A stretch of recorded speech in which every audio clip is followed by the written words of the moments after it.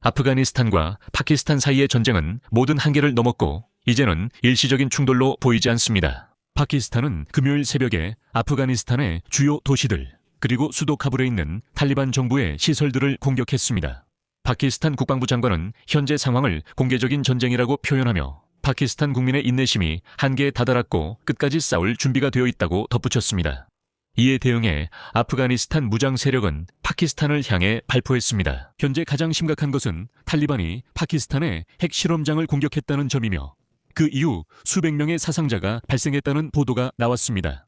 하지만 이번 방송에서 매우 중요한 문제를 제기하고 싶습니다. 그런데 어떻게 해서 파키스탄이 탈리반의 후원자에서 그들의 가장 큰 적으로 변하게 된 걸까요? 설명해 드리겠습니다. 사실 수십 년 동안 파키스탄은 아프가니스탄 탈리반의 가장 가까운 친구였습니다. 바로 이슬라마바드가 1990년대 초 탈리반 운동의 시작을 이끌었습니다. 그리고 바로 파키스탄이 미국이 그 나라에 침공하고 탈리반을 사냥 대상으로 삼은 이후에도 탈리반을 숨겨주었습니다. 하지만 무엇이 잘못된 것일까요? 그리고 왜 이제 탈리반이 여전히 그들의 친척들이 살고 있는 파키스탄을 무자비하게 공격하고 있는 걸까요? 바로 이 질문에 대해 저와 함께 알아보겠습니다. 제 이름은 알렉세이 패치입니다. 이 주제에 대해 함께 이야기해 봅시다. 하지만 시작하기 전에 이 채널을 구독해 주시고 좋아요를 눌러주시고 이 영상 아래에 여러분의 댓글을 남겨주시길 부탁드립니다.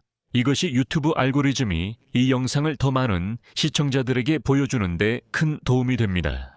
또한 제 텔레그램 채널 패치 뉴스도 구독해 주세요. 링크는 이 영상 설명란에 있습니다. 그곳에서는 최신 소식을 실시간으로 전해드리고 있습니다. 자, 먼저 간단히 말씀드리면 파키스탄은 금요일 새벽에 아프가니스탄 주요 도시의 탈레반 정부 시설을 공격했습니다. 파키스탄 국방부 장관은 이번 사태를 공개적 전쟁이라며 그의 발언을 인용하겠습니다. 우리의 인내심은 한계에 달했으며 이제 우리와 아프가니스탄 사이에 공개 전쟁이 시작되었습니다. 다음 날 아침 아프가니스탄 공군이 파키스탄의 핵시설과 카이버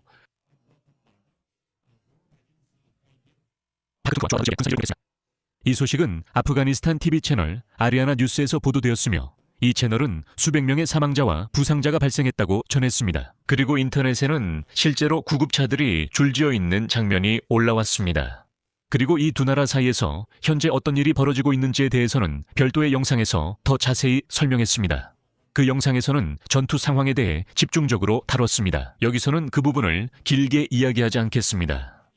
혹시 그 영상을 놓치셨다면 꼭 시청해 보시기 바랍니다. 제 유튜브 채널에서 지금 바로 이 영상을 잠깐 멈추고 현재 상황의 맥락을 확인한 다음 다시 이 영상으로 돌아오시기 바랍니다.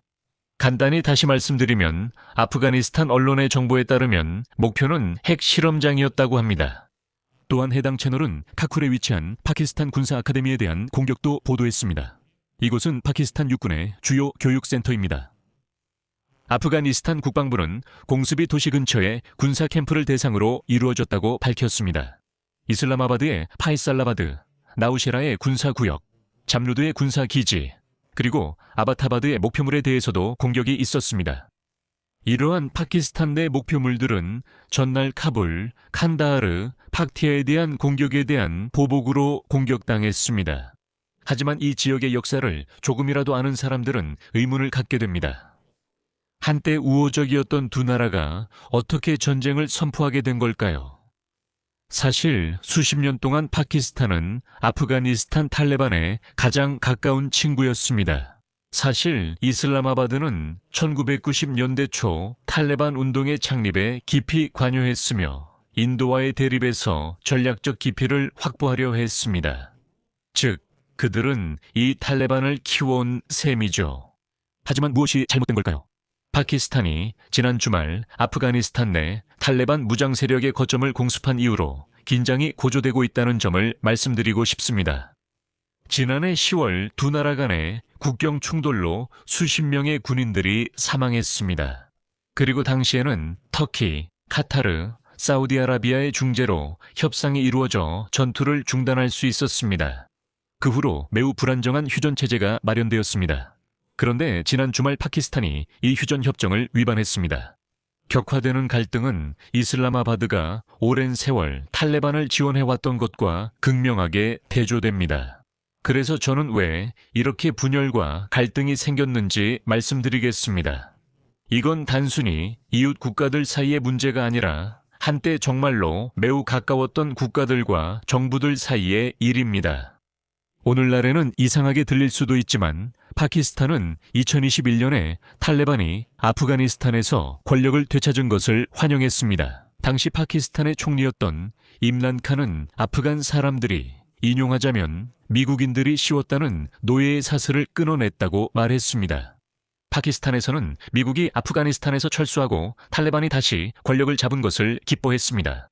하지만 이슬라마바드는 곧 탈레반이 파키스탄 측이 기대했던 것보다 훨씬 덜 협조적이라는 사실을 알게 되었습니다. 이슬라마바드에 따르면 테흐리크 이 탈리반 파키스탄, 앞으로는 파키스탄 탈레반이라고 부르겠습니다. 의 지도부와 상당수 무장대원들이 바로 아프가니스탄에 근거지를 두고 있으며 남서부 파키스탄의 벨루치스탄 주의 독립을 추구하는 무장 방운들도 그곳에 은신하고 있습니다. 여성들에게 난폭하게 행동하고 심지어 여성들을 때리는 것까지 허용하는 무장 세력을 지원하는 것은 결국 나쁜 생각이라는 것이 드러났습니다. 2022년부터 즉 탈레반이 권력을 되찾은 지 1년도 채 안 되어 탈레반이 힘을 키우자 파키스탄에서는 무장 충돌 사건이 급격히 증가했습니다.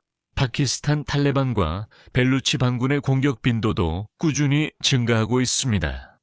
카불 정부는 무장 세력이 아프가니스탄에서 파키스탄을 공격하도록 허용했다는 것을 여러 번 부인했습니다. 그들은 그건 다른 탈레반이고 우리와 무관하다고 주장합니다.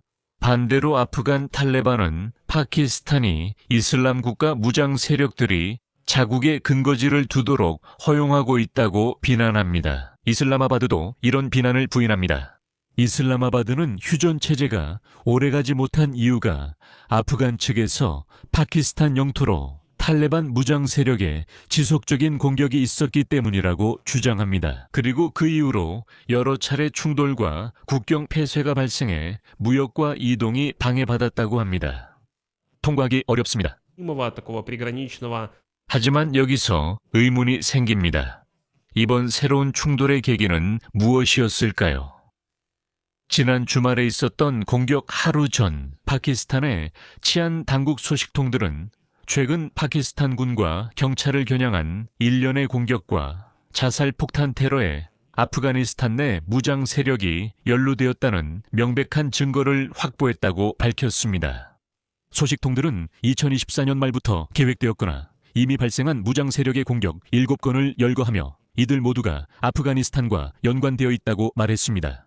파키스탄 치안 당국 소식통에 따르면 지난주 바자우르 지역에서 발생해 치안 요원 11명과 민간인 2명이 사망한 공격 중 하나는 아프가니스탄 국적자가 저질렀다고 합니다. 이 공격의 책임은 파키스탄 탈레반이 주장했습니다.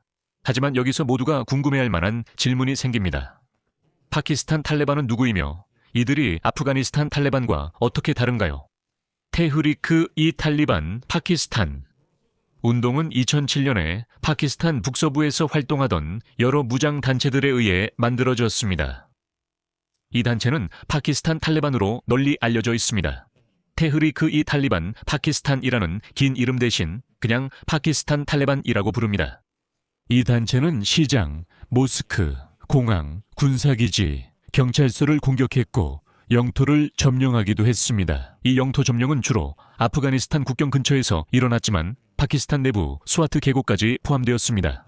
여기서 상징성도 중요합니다. 왜냐하면 바로 이 파키스탄 탈레반 단체가 2012년에 당시 학생이었던 말랄라 유수프자이에게 공격을 가한 주체이기 때문입니다.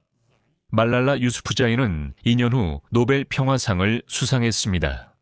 이 외에도 파키스탄 탈레반은 아프가니스탄에서 미국이 주도하는 연합군에 맞서 아프간 탈레반 편에서 싸웠으며 파키스탄 영토 내에서 아프간 무장 세력에게 은신처를 제공하기도 했습니다. 파키스탄은 오랫동안 아프간 탈레반이 미국을 피해 자국에 숨는 것에 크게 반대하지 않았습니다.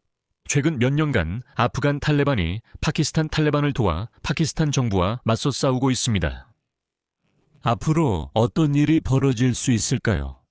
많은 분석가는 파키스탄이 군사작전을 더 강화할 것으로 봅니다. 한편 카불은 물론 국경 초소에 대한 공격과 보안군을 겨냥한 국경을 넘는 습격을 늘림으로써 대응할 수 있습니다.